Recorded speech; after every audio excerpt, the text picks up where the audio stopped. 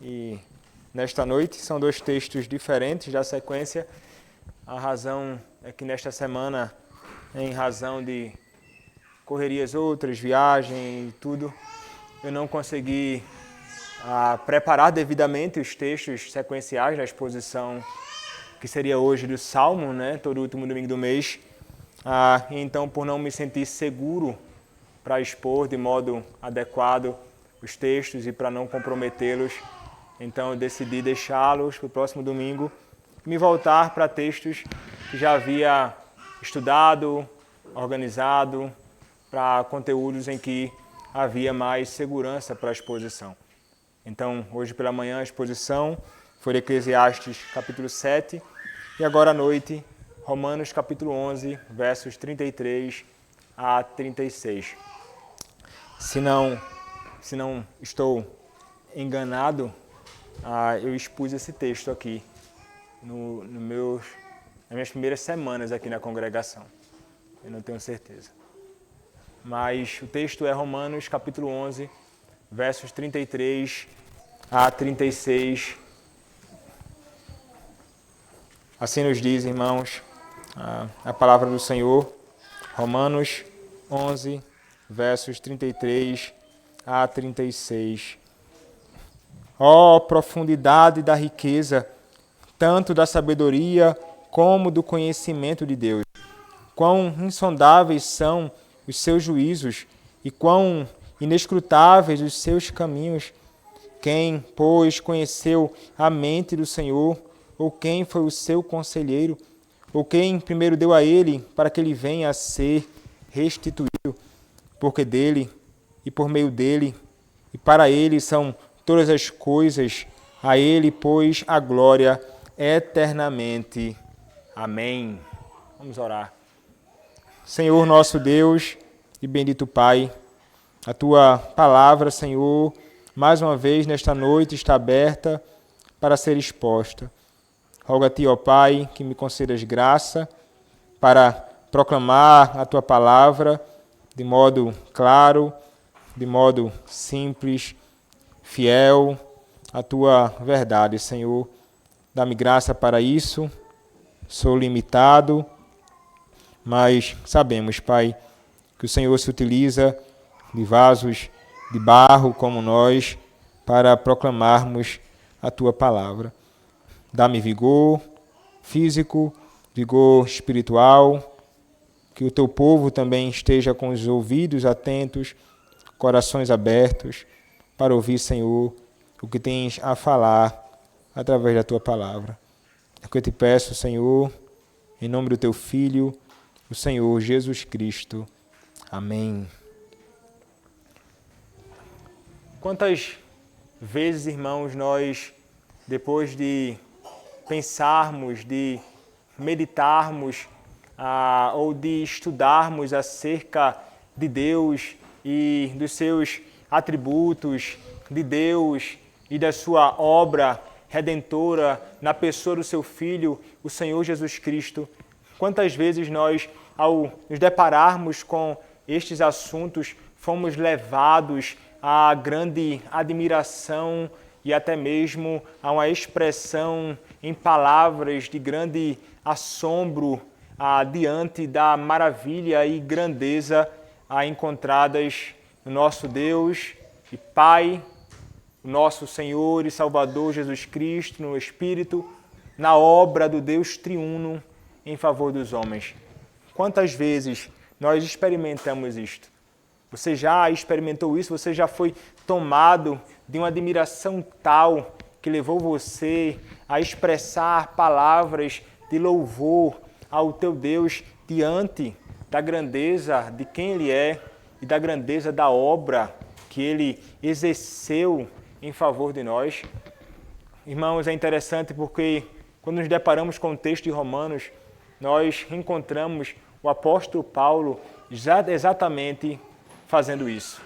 Ele, depois de contemplar a grandeza de Deus, a sua maravilha, a sua graça, a sua misericórdia, o seu favor, em favor de homens pecadores, tanto gentios como judeus, após contemplar e falar de tantas doutrinas grandiosas da salvação, do pecado, da santificação, da adoção, da eleição, da predestinação, diante então dessa maravilha que ele contempla, ele não poderia terminar essa sessão. Essa primeira parte de Romanos, capítulo 1 até o capítulo número 11. Essa sessão chamada de sessão doutrinária da Epístola aos Romanos, sem essas palavras de exaltação àquele que salva o pecador. Ele fica realmente grandemente impressionado com a grandeza do seu Deus e a sua maravilhosa graça na salvação de homens que não eram dignos de salvação. Então, esta última sessão que nós consideraremos agora é a última sessão da sessão doutrinária do capítulo 12 até o fim. Nós encontraremos questões mais práticas relacionadas à própria igreja do nosso Senhor e Salvador Jesus Cristo. Mas o apóstolo Paulo, então, depois de contemplar todos esses temas, sobretudo como um fio de ouro, percorrendo toda a epístola, a doutrina da justificação pela graça mediante a fé, então o apóstolo Paulo, ele nos apresenta essas palavras, tão curta a sessão, mas tão profunda, irmãos, de verdades tão preciosas para nós. O apóstolo, então, ele começa nos dizendo, então, nesta sessão, ó profundidade da riqueza, tanto do conhecimento, tanto da sabedoria, como do conhecimento de Deus. Quão insondáveis são os seus juízos e quão inescrutáveis os seus caminhos. Ele declara, ó profundidade. Um comentarista, Matthew Henry, ele comentando, ele diz assim, Paulo estava muito mais informado dos mistérios do reino de Deus do que qualquer mero homem jamais esteve. Porém, ele se confessa perdido na contemplação e desesperando de encontrar o fundo, humildemente senta à margem e adora a profundidade. Mas o que seria isto? O que o apóstolo Paulo ele quer dizer quando ele diz ó profundidade? O entendimento, irmãos, comum é que o apóstolo Paulo ele está aqui se dirigindo, quando ele fala às profundezas, ele está se dirigindo ou se referindo aos conselhos de Deus. Ele está aqui se referindo aos desígnios insondáveis de Deus. E o que então envolve, esses desígnios insondáveis, esses conselhos de Deus? Esses desígnios insondáveis ou o conselho de Deus, eterno de Deus, inclui sua sabedoria, inclui seu conhecimento, inclui a sua vontade eterna, os seus decretos, a sua vontade, sobretudo, no que diz respeito à salvação dos pecadores. E ele então, ele diz, ó profundidade de todas estas coisas relacionadas a Deus, aquilo que compete e diz respeito somente a Deus. E é interessante porque aqui ele contempla essa profundidade que há em Deus e este conselho eterno que envolve a profundidade. E é como se ele dissesse assim, olha, e esse assento, esse conselho eterno, esses desígnios eternos, são coisas que o homem ele não pode jamais conceber, ele não pode jamais participar. O homem ele não é convidado a tomar assento nos conselhos de Deus. Somente Deus o Pai, Deus o Filho, Deus, o Espírito Santo, são aqueles que tomam assento nos conselhos eternos. O apóstolo, de fora, como um homem comum, só pode admirar a profundidade de tudo isso. A profundidade dos conselhos de Deus. Ele sabe que ele está muito distante de tudo aquilo. Ele sabe que ele não pode suportar aquilo. Ele sabe que ele não pode compreender aquilo. Ele sabe que ele é finito. Ele sabe que o Deus a que ele contempla as obras é um Deus que é infinito. E como é declarado como uma máxima da teologia reformada, o finito não pode conter ou compreender o infinito. Só podemos, de fato, ficar admirados com a profundidade do conselho eterno do nosso Deus. Então ele nos apresenta, em algumas palavras, parte desta profundidade, parte deste conselho. Ele nos diz, ó profundidade da riqueza. Ele fala, ó profundidade da riqueza, tanto da sabedoria como do conhecimento de Deus. Então veja que sabedoria e conhecimento estão envolvidos nesta riqueza.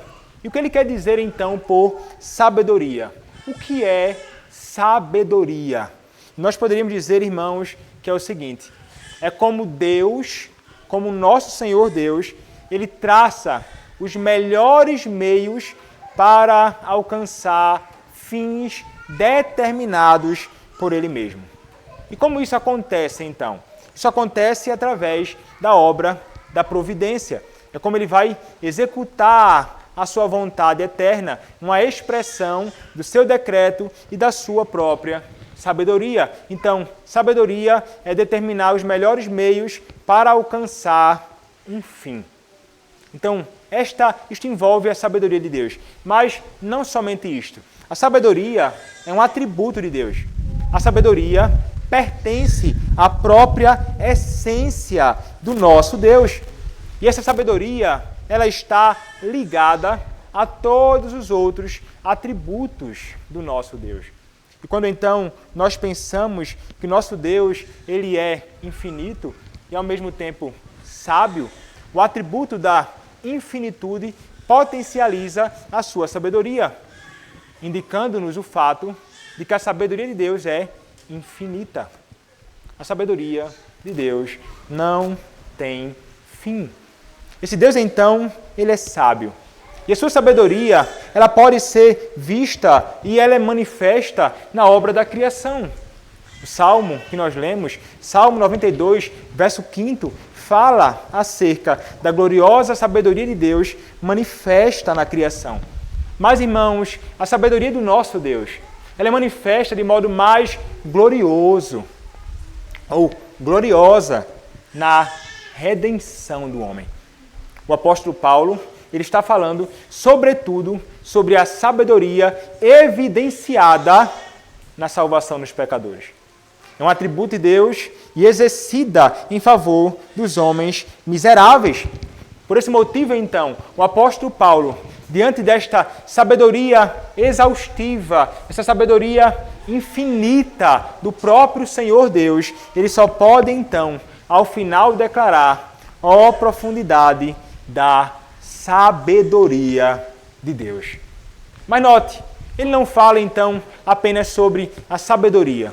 Ele fala, ó profundidade da riqueza, tanto da sabedoria como do conhecimento de Deus. Conhecimento, irmãos, é algo que nós não podemos separar da sabedoria, mas são coisas distintas. Caminham juntas, mas são distintas. Qual a distinção? Nós podemos afirmar que o conhecimento e a sabedoria são diferentes. E qual, então, a diferença que há entre conhecimento e sabedoria? Como um puritano, Stephen Charnock vai dizer, conhecimento é a apreensão ou assimilação de uma coisa. Ao passo que a sabedoria é a designação e ordenação de coisas. Então, em outras palavras, ele vai dizer, a sabedoria de Deus pode ser concebida como sendo um aspecto particular do seu conhecimento. Charnock então afirma, Deus deve ter conhecimento ou ele não pode ser sábio. A sabedoria é a flor do conhecimento. E o conhecimento é a flor, é a raiz, melhor dizendo, que é a raiz da sabedoria. Então é como se ele quisesse dizer o seguinte: o conhecimento é a raiz de onde brota a sabedoria. A sabedoria, ela está fundamentada no conhecimento. Em outras palavras, a sabedoria é a aplicação na vida, no tempo e no espaço do conhecimento que possui. Então, Deus ele tem todo o conhecimento e ele possui a sabedoria também. Coisas que estão juntas, mas devem ser consideradas como coisas distintas. Então, a sabedoria é a aplicação do conhecimento. E esse conhecimento, irmãos, é algo que também é encontrado como um atributo do nosso Deus. Conhecimento aqui aponta para a onisciência do Senhor. O fato de que o nosso Deus é o Deus que conhece todas as coisas de modo exaustivo, de modo ilimitado, de modo infinito. Mas quando nós pensamos no conhecimento desse texto, nós devemos entender como o conhecimento como um uso veterotestamentário, ou um uso dessa linguagem do Antigo Testamento no Novo Testamento, usada por Paulo, em relação ao conhecimento de Deus. E é um conhecimento aqui abrangente, mas também específico. É o conhecimento também amoroso do nosso Senhor e predestinador do nosso Deus em relação ao homem. Então, é um conhecimento também que envolve uma questão específica no que diz respeito ao conhecimento salvífico do homem. Esse conhecimento tem uma relação com os seus decretos e eleição, que é justamente o que ele tem tratado aqui na Epístola aos Romanos, sobretudo em questões relacionadas aos últimos capítulos. Então, o apóstolo, irmãos, ele nos mostra aqui que há um contraste do Deus que em profundidade tem um conhecimento que é profundo, que nenhum homem pode alcançar, e o homem que é completamente ignorante.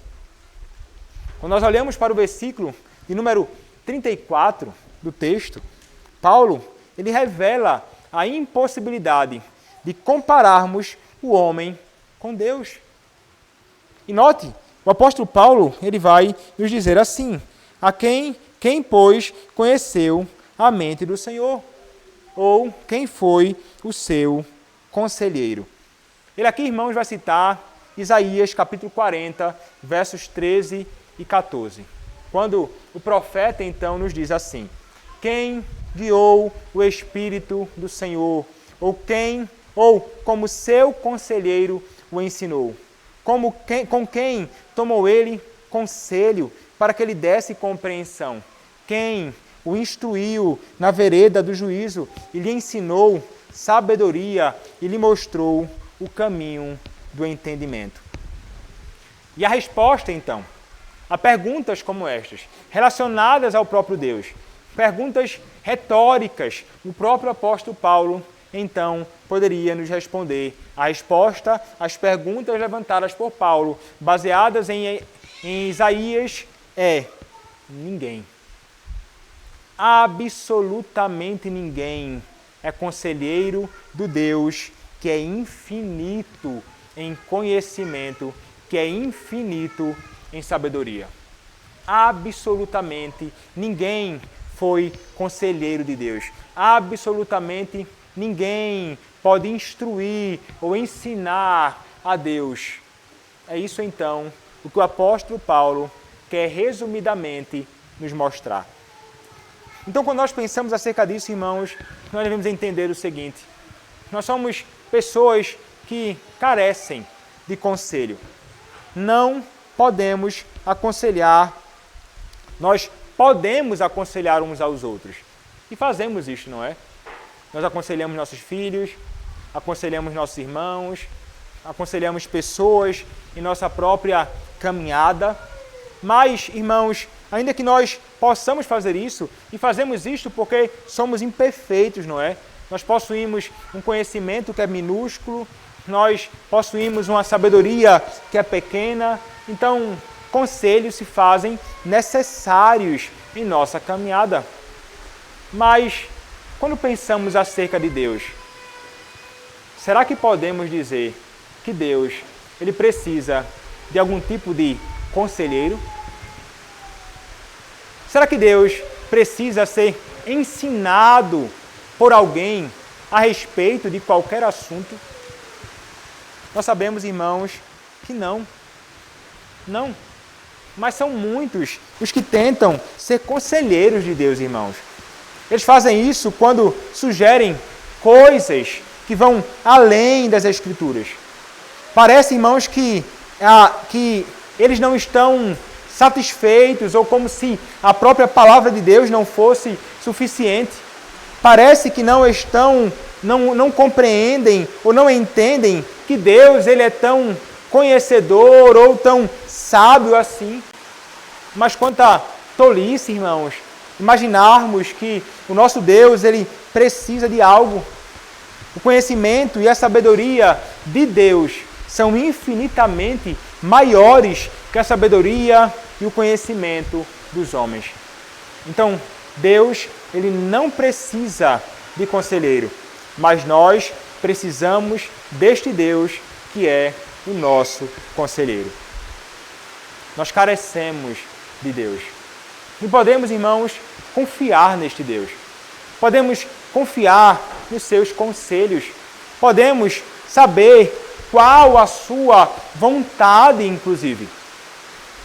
O Senhor revelou a nós a profundidade do seu conhecimento. Não exaustivamente, mas revelou na sua palavra. E nós podemos então, irmãos, apegando-nos à sua palavra, lida, meditada, pregada, nós podemos ouvir então os conselhos que vêm da parte daquele que é o nosso Deus. Nós podemos, irmãos, confiar inabalavelmente nele, porque ele é infinito, não somente em seu conhecimento, mas ele é infinito em sua sabedoria. Inclusive, não somente em questões práticas, para a nossa própria vida, para a nossa própria caminhada, para o modo que devemos viver neste mundo, o que devemos fazer, bem como o que devemos evitar. Mas é suficiente no que diz respeito a questões relacionadas à salvação do homem. Ninguém pode se levantar e tentar sugerir a Deus, que é infinito em conhecimento e sabedoria, um meio para que os homens sejam salvos. O próprio Deus não somente decretou, nosso Deus revelou. E a sua sabedoria, irmãos, inesgotável, deve fazer qualquer homem se recolher à sua própria insignificância e a nunca, jamais ousar contrariar o conselho infinito de Deus na sua palavra. Mas é isso que, muitas vezes, o nosso próprio coração enganoso nos leva a fazer. É isso que leva o coração de muitos homens enganoso a dizer e a imaginar que Deus talvez não seja tão sábio assim, que Deus talvez não é tão conhecedor assim. Mas não, irmãos, não caiamos neste engano do diabo. Nós devemos frequentemente nos recordar e podemos, sem qualquer tipo de desconfiança, nos voltar para o Senhor, certos de que este nosso Deus possui tudo isso infinitamente. Nós nos admiramos com o que está na superfície, quanto mais se pudéssemos contemplar aquilo que está em sua profundidade, no que diz respeito ao seu conhecimento e sabedoria. É inesgotável para nós aquilo que é revelado aqui. Que dirá, irmãos, para nós conhecermos a mente do nosso Senhor? Se aqui, então, irmãos, nós temos uma fonte inesgotável de conhecimento e da sabedoria do nosso Deus, como deveríamos, então, nos voltar frequentemente para esta vontade revelada do nosso Deus, para que possamos, então, neste mundo, viver de um modo que seja adequado. E como deveríamos, irmãos, refletir em nossa vida E todos nós falhamos nisto. Deveríamos refletir sabedoria, especialmente se nós conhecemos a verdade. Mas veja, o conhecimento e a sabedoria estão unidos em Deus. Não estão separados, ainda que sejam distintos. Mas em nós, parece que a sabedoria ela está distante do conhecimento, assim como o Oriente ele dista do Ocidente. Nós conhecemos muitas coisas, mas como é difícil aplicarmos. Como é difícil pegarmos a sabedoria que o Senhor nos deu. E como é difícil então pegarmos esse conhecimento e usarmos de modo que seja adequado. Nós precisamos, irmãos, imitar o nosso Deus. Precisamos clamar a Ele por graça, não somente para conhecermos mais da sua vontade, mas para sabermos aplicar em nossa vida o conhecimento que nós temos por meio de uma sabedoria bíblica. E assim, então, conseguimos ordenar a nossa vida, nossa caminhada, à luz do conhecimento, tentando usar os melhores meios dados por Deus, baseados na sua verdade, para alcançarmos um fim que seja agradável, sobretudo a Ele. Então, confiemos no Senhor e supliquemos a Ele para que possamos ser como o nosso Deus, conhecedores, mas também sábios, para usarmos aquilo que nós conhecemos na nossa própria caminhada. Mas veja, irmãos, o Senhor Deus ele não é somente alguém profundo em sabedoria, profundo em conhecimento. Ele nos diz mais, verso 33, ó profundidade da riqueza, tanto da sabedoria como do conhecimento de Deus. Quão insondáveis são os seus juízos e quão inescrutáveis os seus caminhos. Aqui o apóstolo Paulo ele vai começar a falar para nós sobre coisas que não podem ser conhecidas por nós, sobre coisas que nós não conseguiremos, de fato, compreender em sua profundidade. Quando o apóstolo Paulo ele diz quão insondáveis são os seus juízos, o que se entende, irmãos, por juízos aqui são os soberanos decretos de Deus. Os juízos são a vontade eterna do nosso Senhor. E para uma definição, nós temos o nosso breve catecismo. O que são os decretos de Deus? Pergunta 7. Os decretos de Deus são o seu eterno propósito, segundo o conselho da sua vontade, pelo qual, para a sua própria glória, Ele pré-ordenou tudo o que acontece. Então, é a vontade eterna do nosso Senhor, que é a sua vontade expressa na eternidade. E esse decreto do nosso Deus, ele é revelado, irmãos, no tempo e no espaço. Nós veremos que isso se dá por meio da obra da criação e também da obra da providência. Como nos ensinam os nossos padrões doutrinários. Como Deus executa os seus decretos, Deus executa os seus decretos nas obras da criação e da providência. Mas então o apóstolo Paulo, ele fala como é insondável os decretos do nosso Deus. E o que ele quer dizer por insondável? Veja, são muitos os que tentam sondar os caminhos ou a mente do Senhor. Mas seus decretos eles são insondáveis. Isso quer dizer que o homem, por mais que ele tente de todas as maneiras, irmãos, entender a mente, o decreto, a vontade eterna do nosso Deus, como que tentando vasculhar a mente, ou por assim dizer, o coração de Deus, eles não conseguirão fazer isto, porque isto está oculto nas profundezas de Deus, que são insondáveis para nós. Nós estamos muito distantes, irmãos. A realidade acerca de Deus é muito mais profunda.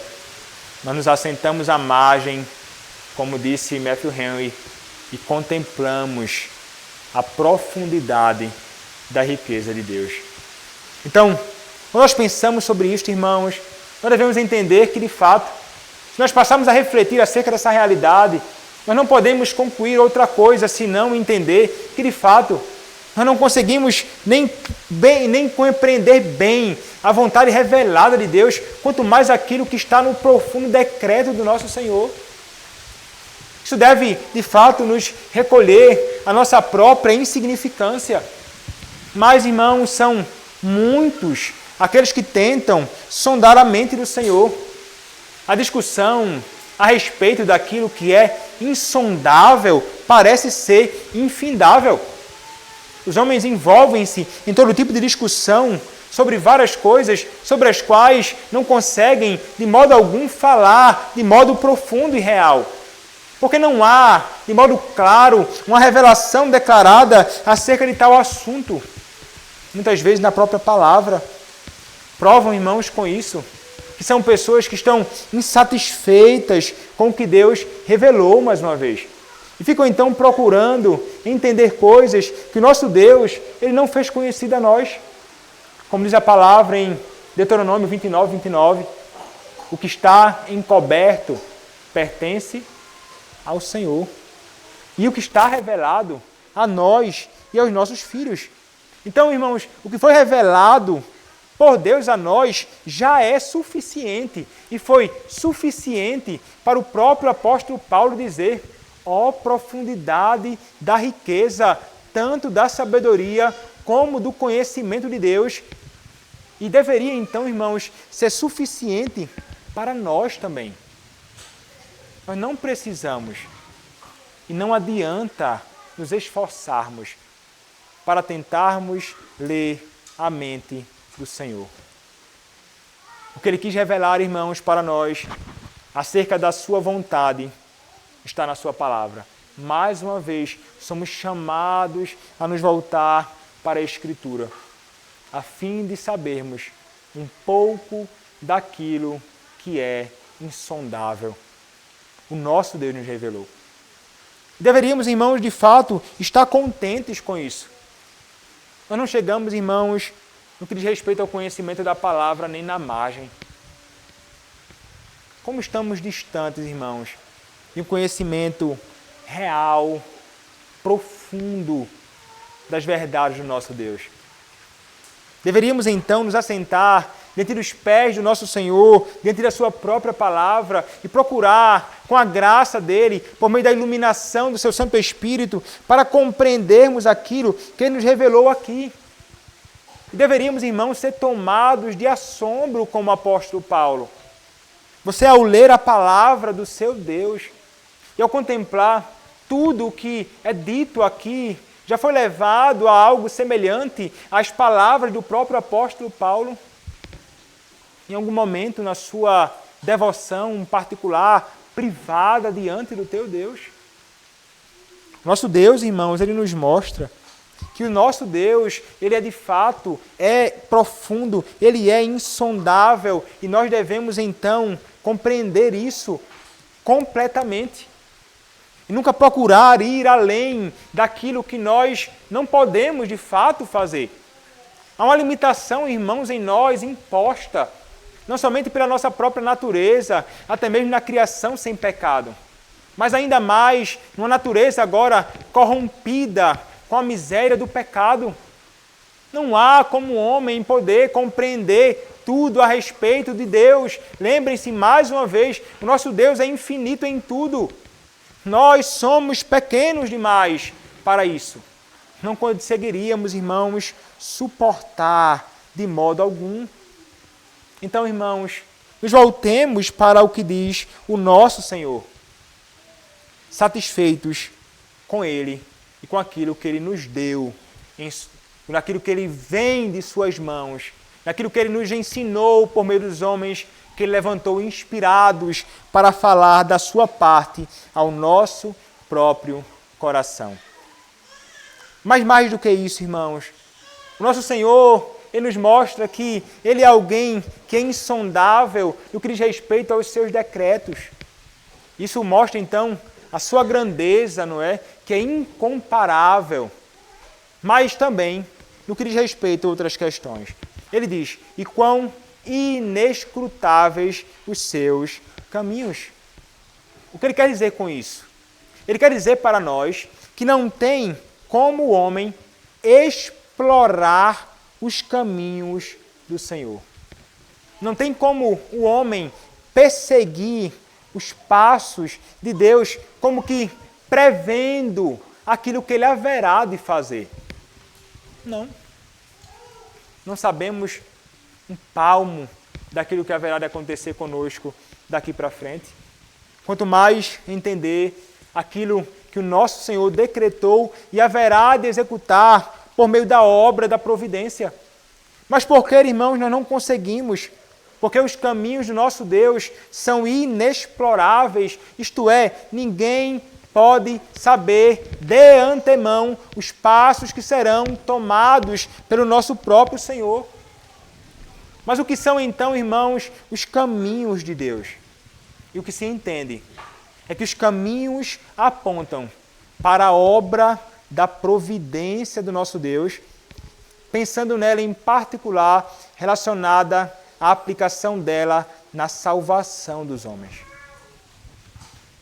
Não há como o homem, a parte da revelação do próprio Deus em sua palavra, perseguir esses caminhos que não podem ser entendidos ou compreendidos ou vasculhados por nós. Mais uma vez, irmãos, isso nos traz à tona a mesma compreensão do que foi dito há pouco. Nós somos, de fato, muito limitados. E o nosso Deus, então, Ele é, de fato, alguém que está infinitamente acima de nós, não somente no que diz respeito aos seus pensamentos, que estão acima dos nossos pensamentos, mas no que diz respeito ao que Ele vai, então, executar por meio da sua providência. E, de fato, irmãos, Deus ele executa os seus decretos por meio da providência. E o que é, então, a providência?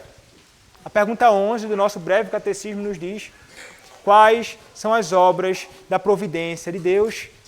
As obras da providência de Deus são a sua maneira muito santa, sábia e poderosa de preservar e governar todas as suas criaturas e todas as ações delas, e como acrescenta o Catecismo Maior na pergunta 18, para a sua glória. Para a sua glória. Então, o nosso Deus, irmãos, através da providência, a providência do nosso Senhor, que está relacionada à condução do homem para a salvação, também não é possível que nós consigamos compreender. Mas veja, irmãos, como o nosso Deus, ele é um Deus que é o Deus que executa todas essas coisas, tanto o decreto como a providência.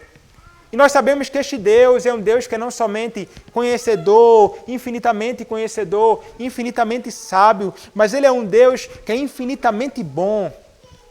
Contemplar os atos providenciais dele na história da redenção deve nos levar não somente à admiração, mas à compreensão de que de modo algum jamais podemos atribuir a providência de Deus aplicada à salvação do homem como algo ruim ou mal, ou algo que não faz nenhum sentido, ou algo que não é adequado.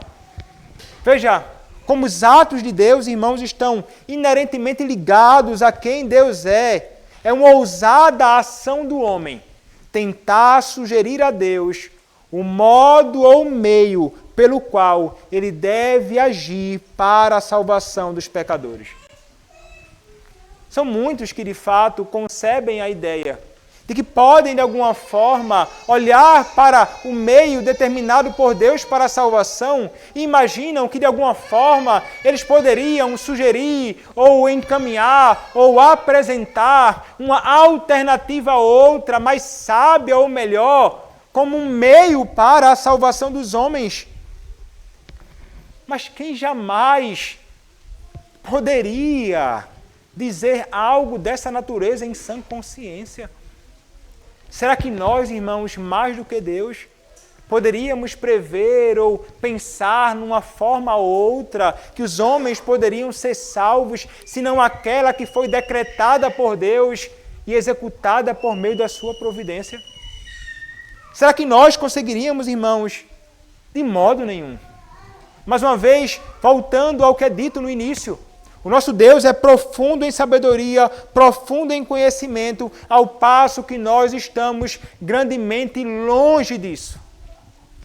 Então, isso deveria nos mostrar que nosso caminho, irmãos, é nos recolher, mais uma vez, a nossa própria insignificância diante da grandeza, da majestade, do conhecimento, da sabedoria do nosso Senhor Deus, no que diz respeito a todas as coisas, e não poderia ser diferente no que diz respeito à própria salvação dos homens.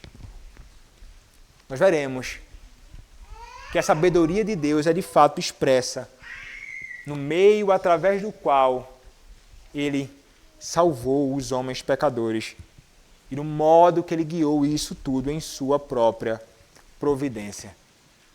Ó profundidade da riqueza, tanto da sabedoria como do conhecimento de Deus. Quão insondáveis são os seus juízos e quão inescrutáveis os seus caminhos. Quem, pois, conheceu a mente do Senhor, ou quem foi o seu conselheiro? E então o verso 35 nos diz, ou quem primeiro deu a ele para que ele venha a ser restituído. Veja, irmãos, o texto que nós lemos fala sobre a profundidade da riqueza de Deus. E existe um paralelo entre o verso de número 33 e o verso de número 35. Ele vai falar sobre a insondável riqueza de Deus. E aqui ele pergunta, quem deu a Deus para que ele venha então a ser restituído? Nós entenderemos que na realidade não há nada que o homem possa ter dado a Deus. Mas o Senhor, inspirando o apóstolo Paulo, ele vai fazer com que o apóstolo Paulo se utilize de um texto do Antigo Testamento. O apóstolo Paulo aqui, irmãos, ele cita Jó, capítulo 41, verso de número 11. Jó, capítulo 41, verso de número 11. A palavra do Senhor nos diz assim, quem primeiro me deu a mim para que eu haja de retribuir-lhe. Que coisa, irmãos, impressionante. Essas palavras ditas aqui no livro de Jó, e aplicadas pelo próprio apóstolo Paulo no seu próprio contexto.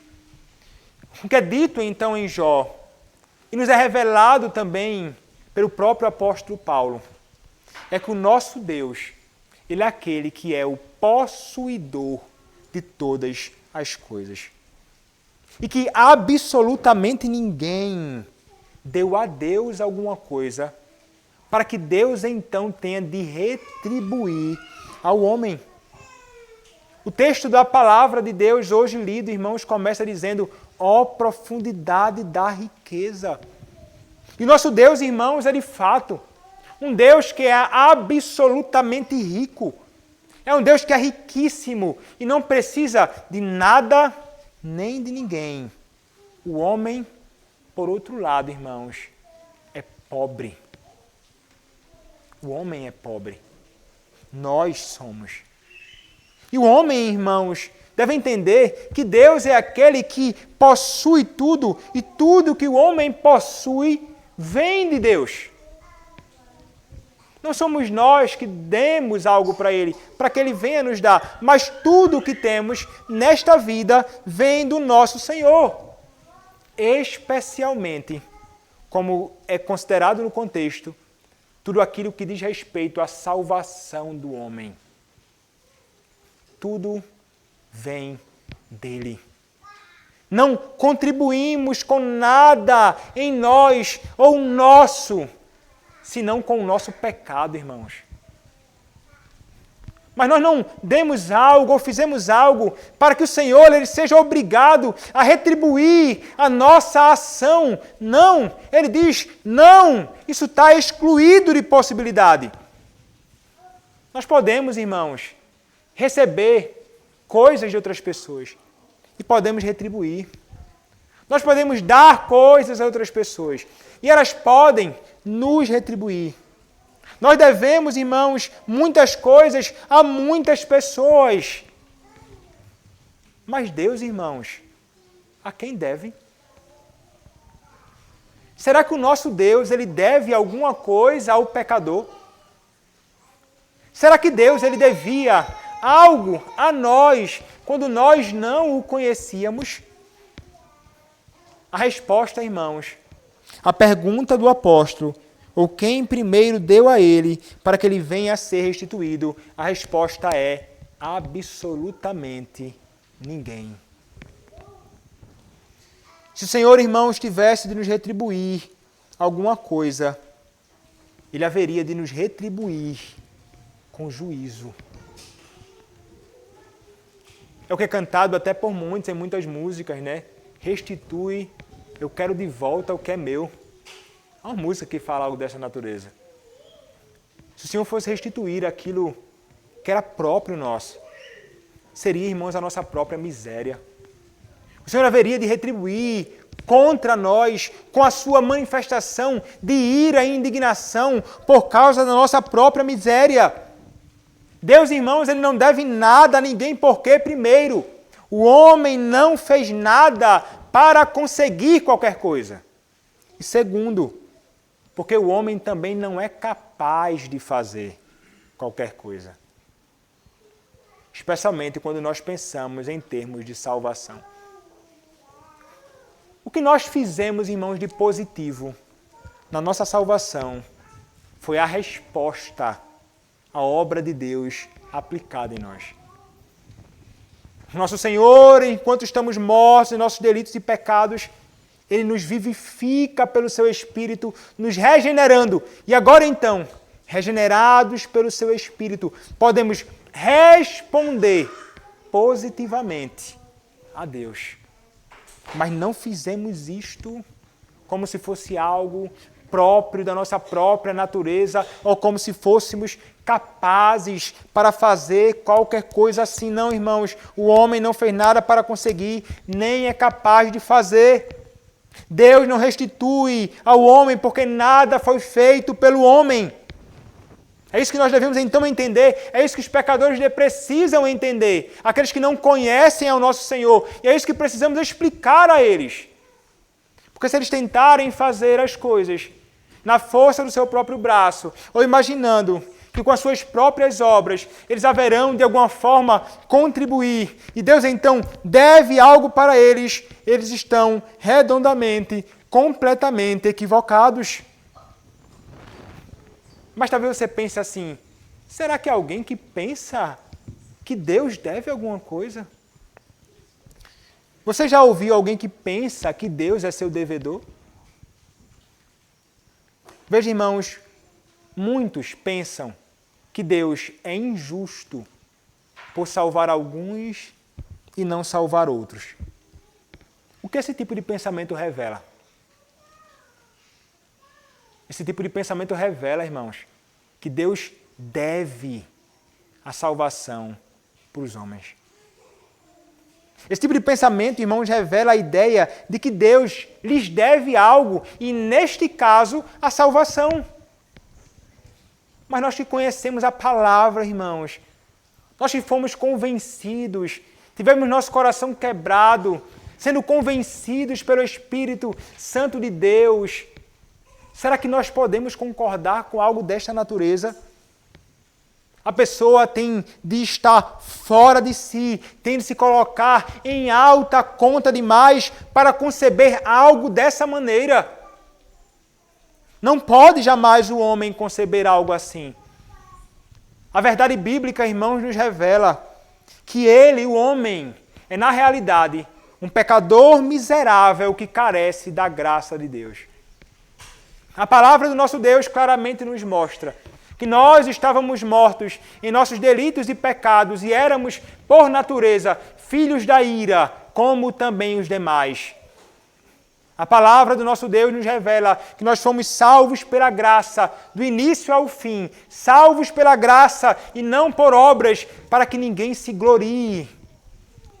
A palavra do nosso Deus nos diz que nós fomos salvos para as boas obras, não pelas boas obras.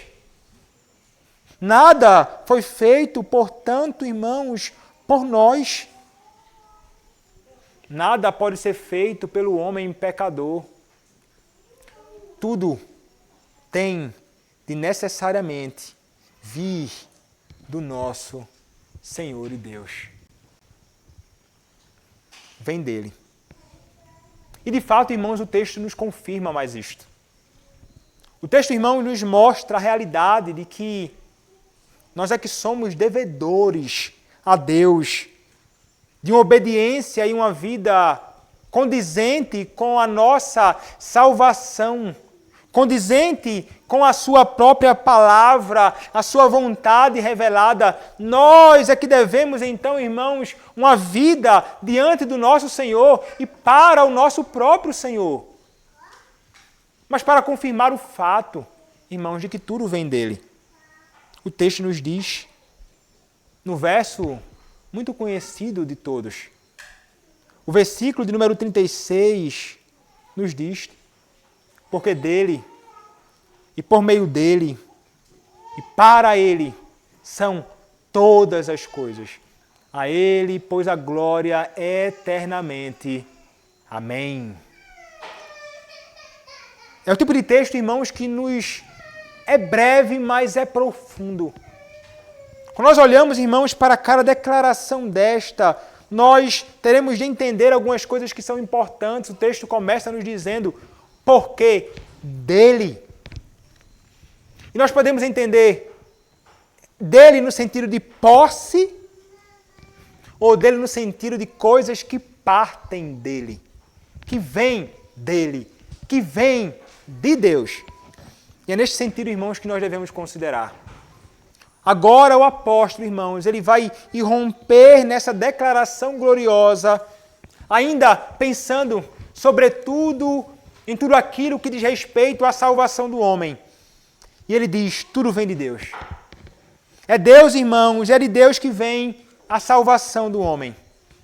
É uma salvação que irrompe de cima para baixo, como o véu que foi rasgado no templo, de cima para baixo, na ocasião em que o nosso Senhor Jesus Cristo estava clamando naquela cruz maldita por causa da nossa própria miséria.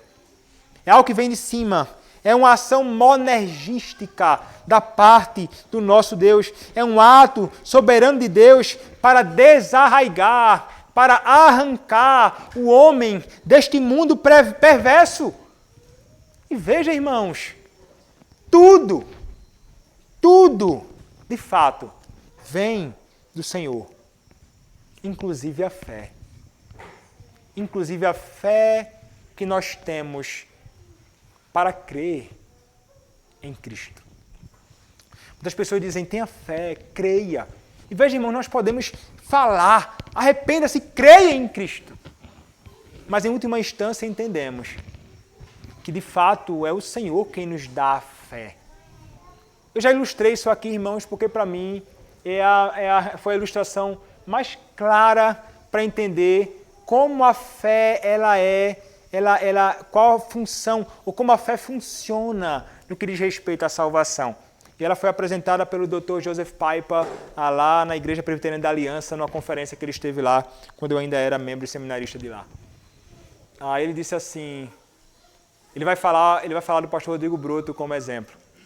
Isso, né? Então ele estava lá nos Estados Unidos, o pastor Rodrigo Broto, ele estava estudando lá no Greenville há um tempo, onde ele se formou, e ele precisava se deslocar da sua casa para a igreja, da sua casa para ele precisava de um carro para se deslocar.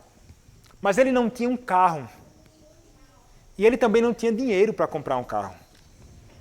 Então, um determinado irmão, consciente dessa realidade do próprio pastor Rodrigo Broto, ele chegou até ele e disse que tinha um carro para oferecer para ele e vender para ele. Ele então falou assim, mas eu não tenho dinheiro para comprar o carro. E o homem então disse, mas eu te vendo por $1. E ele disse, eu não tenho $1. Então aquele homem pegou a carteira, tirou $1 da sua carteira, deu ao pastor Rodrigo Broto. O pastor então pegou aquilo e devolveu ao homem. Essa ilustração, irmãos, para mim é exemplo, é fato que aconteceu, mas é algo que fala sobre como funciona essa questão da fé. A fé não é algo que vem de nós. Não foi no bolso do pastor Rodrigo Broto que o dinheiro saiu para tentar investir na compra de um carro. Foi o homem que deu o dinheiro para que ele, com o seu próprio dinheiro, o pastor Rodrigo Broto, pudesse comprar o seu carro. Está aqui o dinheiro, compre meu carro com o dinheiro que eu te dei. Da mesma forma funciona com respeito à fé. O nosso Deus, Ele nos dá a fé para que possamos crer no Seu Filho, o Senhor Jesus Cristo. Ele nos dá aquilo que precisamos para abraçar o Senhor Jesus Cristo como o nosso Salvador, como o nosso Redentor. Note, nada partindo de nós, tudo partindo dele.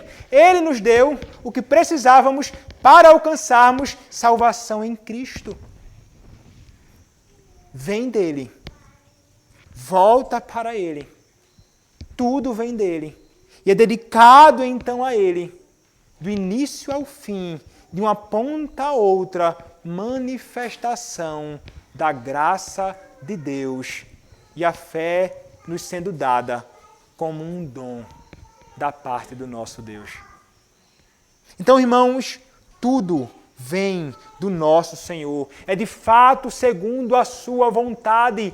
Não partiu de nós. Você não era capaz. Foi o Senhor Deus quem colocou a graça da fé salvadora em ti, para que você pudesse se lançar sobre Cristo, despojado das suas próprias obras. Nada para nós, nada sobre nós. Tudo dele. Mas não somente isto, o texto nos diz que vem dele porque é dele, mas também por meio dele.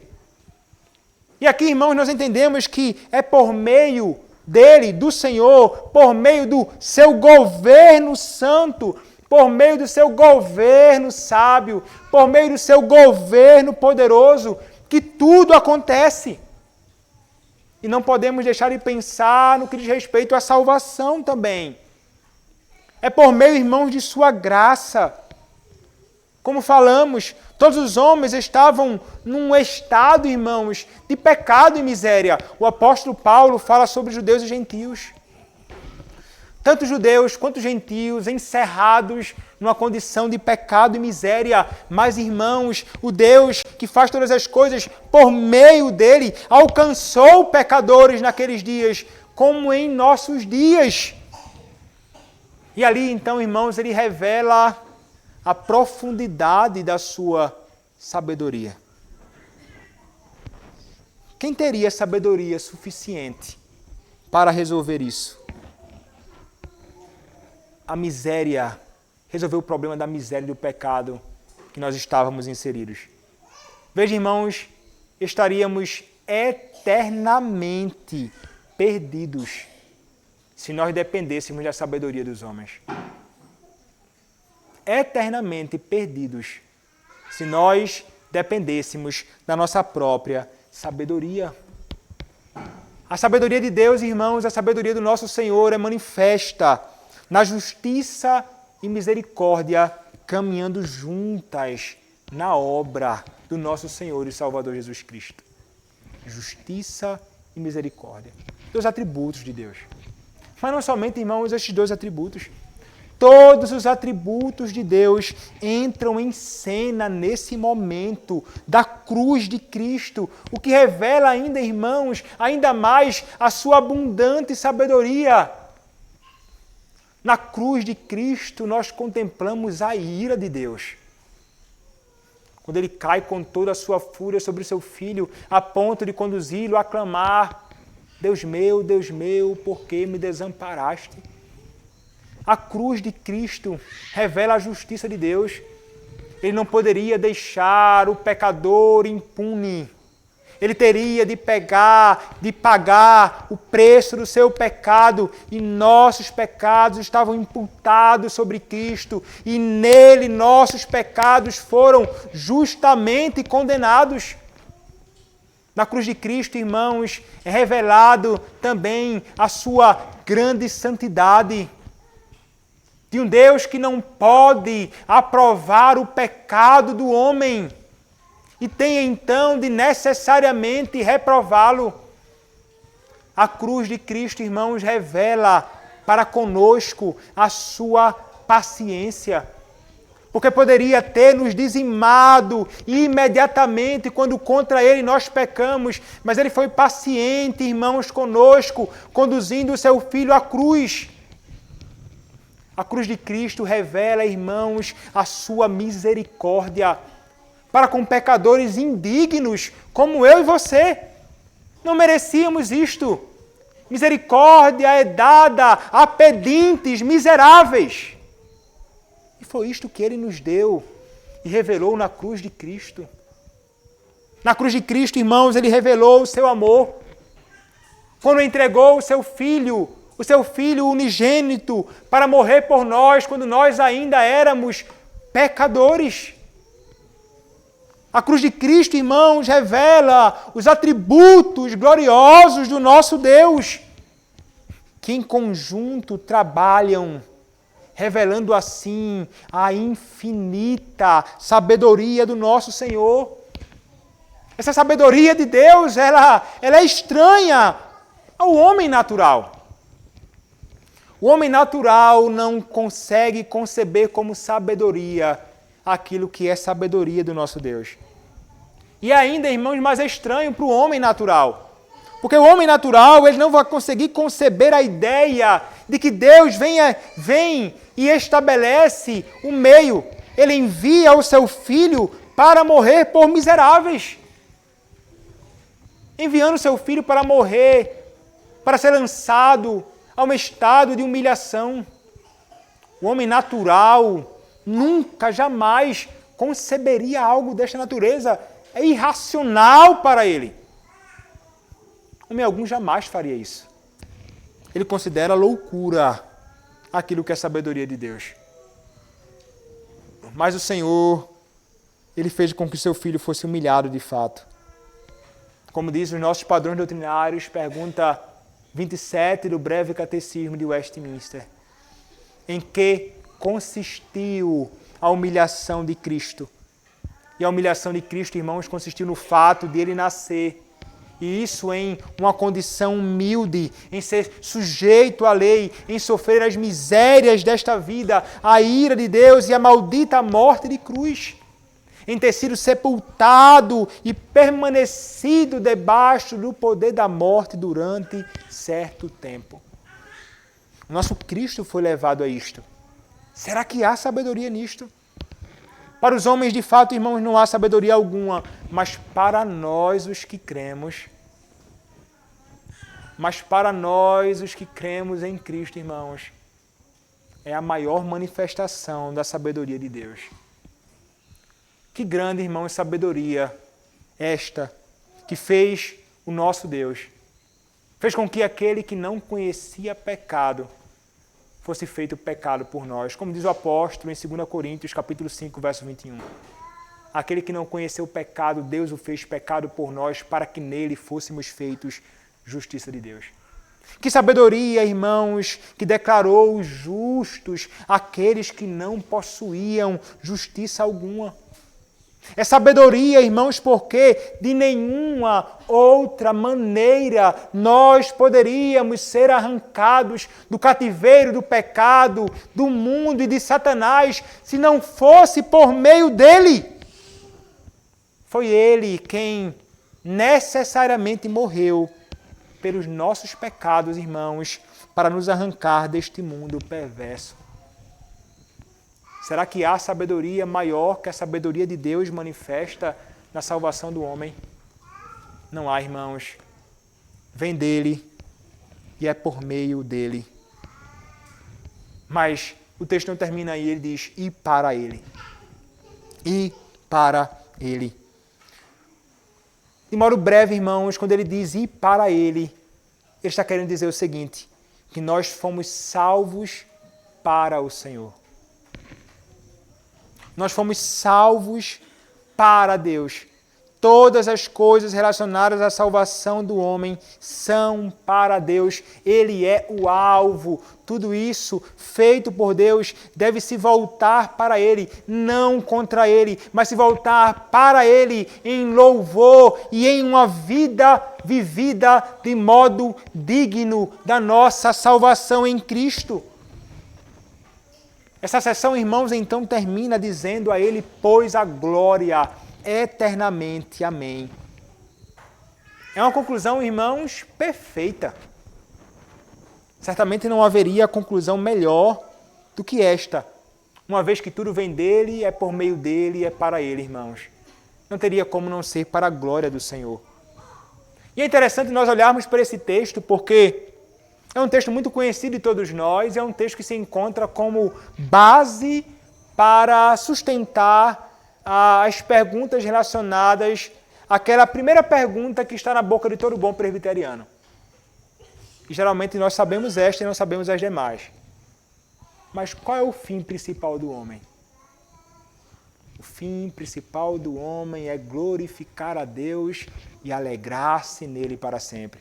Em outras versões, e gozá-lo para sempre. Está lá. Entre as referências, Romanos capítulo 11, verso de número 36. Isso vai nos mostrar, à luz da interpretação daqueles santos servos do Senhor, que esse texto ele fala mais do que sobre somente a salvação dos homens, mas que a nossa vida deve ser uma vida dedicada e voltada para a glória do nosso Deus. Quando nós olhamos para o texto, irmãos, quando ele conclui, a ele, pois, a glória eternamente. Amém. É interessante porque aqui, irmãos, nós encontramos o que nós chamamos uma palavra em hebraico chamada kavod. Essa palavra, irmãos, kavod, no Antigo Testamento, é a palavra correspondente à doxa, de onde vem doxologia no Novo Testamento. E a ideia do kavod, que deriva, irmãos, que deriva de um verbo que significa ser pesado. Kavod significa ser pesado, significa ser significativo. E se refere, irmãos, a pessoas que são importantes, quando usado. No Novo Testamento, irmãos, a glória ela é dada somente a Deus. Porque, irmãos, Ele é o único que é, de fato, importante e digno de toda a glória. O nosso Deus. Nós não fomos, irmãos, chamados apenas a glorificar a Deus por causa da nossa salvação. Tudo que o ser humano faz deve ser feito para a glória dele. O homem foi criado com esse glorioso propósito. E então, como diz João Calvino, quão absurdo seria que as criaturas a quem ele formou e sustenta possuíssem algum outro propósito que não fosse a manifestação da glória de seu Criador. E continua, a suma do argumento consiste em que toda a ordem da natureza seria invertida caso o mesmo Deus, que é o princípio de todas as coisas, deixasse de ser também o fim. Mas a realidade, irmãos, é que os homens eles roubam ou tentam roubar a glória do nosso Deus. E os homens tentam roubar a glória de Deus, irmãos, de várias formas, mas nós poderíamos mencionar aqui a idolatria. A idolatria é a antiglória divina. O homem foi criado, bem como redimido, para esse fim, para a glória do Senhor, como o apóstolo Paulo escreveu em Romanos, como o apóstolo Paulo escreve aqui em Romanos. Mas o homem, ele se desviou.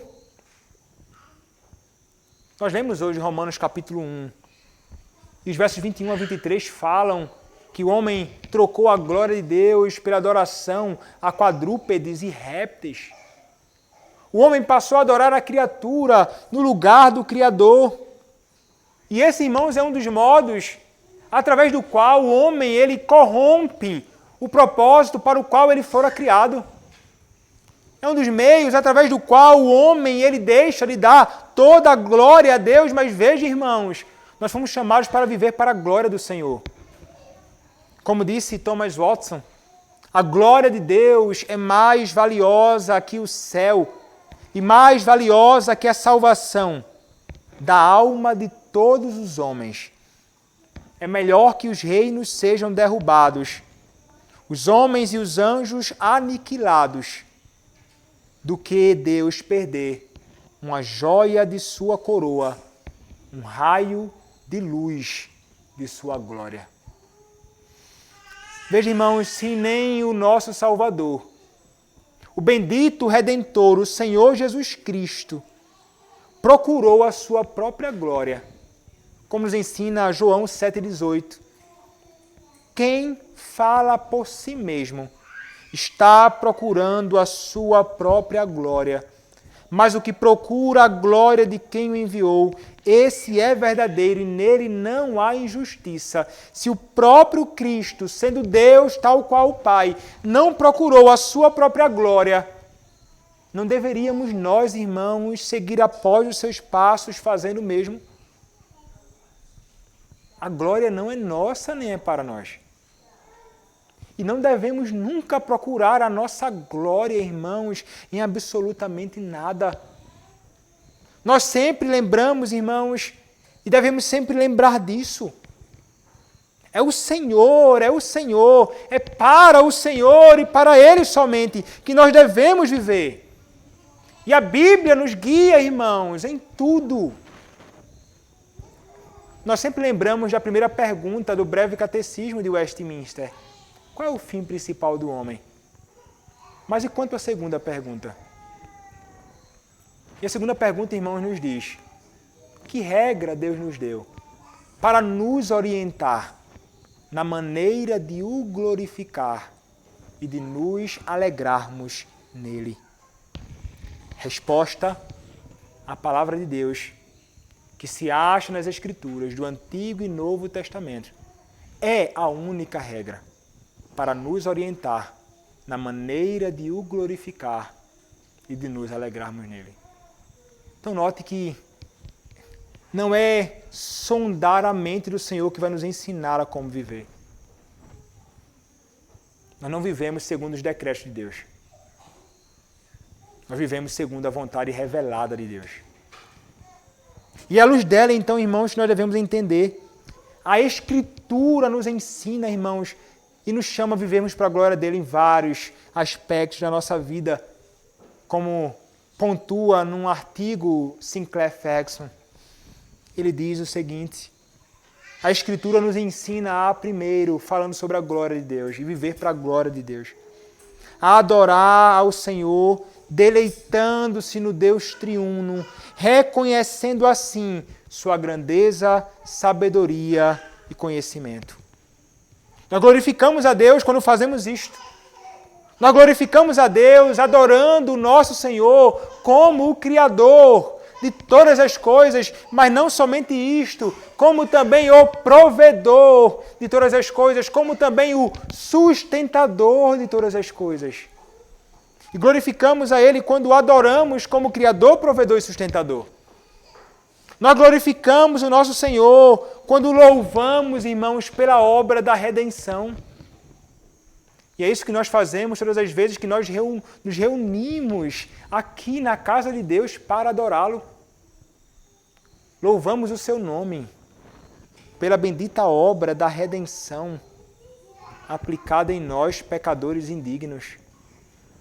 Nós glorificamos, irmãos, a Deus, confiando e entregando-lhe todas as coisas, como sendo em primeira instância dele e não nossas. Possuímos coisas neste mundo, irmãos,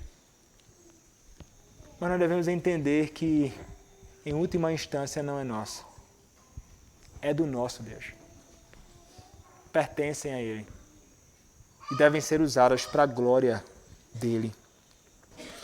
Nós glorificamos, irmãos, ao nosso Senhor, mostrando um fervoroso zelo pela glória do nosso Deus. Falhamos, irmãos, miseravelmente nisso. mas deveríamos ser zelosos, mais do que somos zelosos pela nossa própria reputação. Deveríamos ser zelosos, irmãos, pela glória daquele que é o nosso Senhor. E deste modo, então, nós glorificamos o nome de Deus. Nós glorificamos, irmãos, o nome do nosso Senhor, andando com humildade, com contentamento, com alegria diante do nosso Deus. Devemos estar conscientes, irmãos, de que não podemos de modo algum nos orgulhar. O orgulho é algo terrível, irmãos. Está em nosso coração. Como disse alguém, na verdade, Joel Bick, numa palestra que eu ouvi 4 vezes nesses últimos dias. Ele diz assim, falando sobre pastor, não seja orgulhoso. Esse é o tema. Ele disse que o orgulho é a primeira coisa com que nós nascemos e a última coisa que nós deixaremos no túmulo quando nós morrermos. Ele diz que o orgulho, que é contrário à humildade, é a própria imagem do diabo e é o antônimo, o contrário da imagem do próprio Deus. Ele diz que o orgulho é diabólico. Orgulho, de fato, é terrível. Nós devemos entender, irmãos, que nós fomos chamados para andar, como diz Miqueias, humildemente com o nosso Senhor. Somos chamados a andar em humildade. Que dificuldade a nossa! Somos chamados a andar em contentamento, irmãos, satisfeitos com a vontade do nosso Senhor, com aquilo que Ele nos deu em sua porção e com alegria diante dEle. Nós glorificamos o nosso Deus no casamento e somos chamados a isso. Somos chamados a glorificar o nosso Deus nos nossos relacionamentos com os nossos irmãos em Cristo. Procurando viver, irmãos, de um modo que seja harmonioso, de um modo que seja bom, de um modo que seja adequado nas nossas relações. Devemos procurar a glória do nosso Deus, irmãos, nos nossos relacionamentos, que muitas vezes são quebrados, mas que precisam ser reparados diante do nosso Deus para a glória dele. Nós glorificamos, irmãos, o nosso Deus quando nós somos um bom filho para a glória dele. Vejam, crianças, vocês devem viver para a glória do Deus que os criou. E vocês glorificam a Deus, honram a Deus, quando vocês obedecem aos seus pais. Obedeçam aos seus pais. Dê ouvido às orientações e conselhos dos seus pais. Dê ouvido à advertência, à exortação dos seus pais. Você glorifica a Deus quando é um bom filho. E há benefícios para você quando você caminha assim. Somos irmãos, há homens e mulheres que glorificam a Deus quando somos bons pais para a glória de Deus. Quando assumimos a nossa responsabilidade como cabeça do lar na nossa casa, e somos chamados, sobretudo, a guiar espiritualmente a nossa casa, irmãos. Tenho tido o privilégio de fazer isso há tão pouco tempo, com não poucas falhas já. Mas como somos chamados a glorificar o nosso Deus como pais, instruindo e pastoreando o coração dos nossos filhos. Assim como nossos filhos têm deveres para conosco, irmãos, se queremos viver para a glória do nosso Senhor, devemos nos empenhar como pais, tentando inculcar na mente e no coração dos nossos filhos as palavras de Cristo, pastoreando o coração deles. Somos chamados, e vocês, irmãs, a serem boas mães para a glória de Deus, sendo de fato um exemplo de piedade, de graça, de gentileza, de modéstia no seu lar, criando os seus filhos, educando os seus filhos, amando os seus filhos, mostrando a beleza de Cristo em gestos simples, no cuidado com as coisas mais simples do lar, mas que são tão gloriosas. Precisamos ser pais e mães para a glória do nosso Senhor e como precisamos, irmãos, aprender isso e como estamos aquém daquilo que deveríamos ser. Glorificamos a Deus, irmãos, quando nós somos bons funcionários para a glória de Deus. Não devemos trabalhar para os nossos empregadores como se para o Senhor estivéssemos trabalhando. E assim nós faremos tudo para a glória dele. Há pouco eu estive em Belém, fui ajeitar uma questão no meu carro do ar-condicionado, que estava com problema. E eu cheguei no estabelecimento, no local onde o cara ia ajeitar meu carro, olhei para a parede e tinha lá um texto de Colossenses, salvo engano, que vai falar sobre trabalhar para a glória de Deus, no sentido de que eu devo fazer tudo como se estivesse servindo ao Senhor. Eu apontei para o texto e disse assim, eu acho que aqui é o melhor lugar para eu fazer o reparo no meu carro.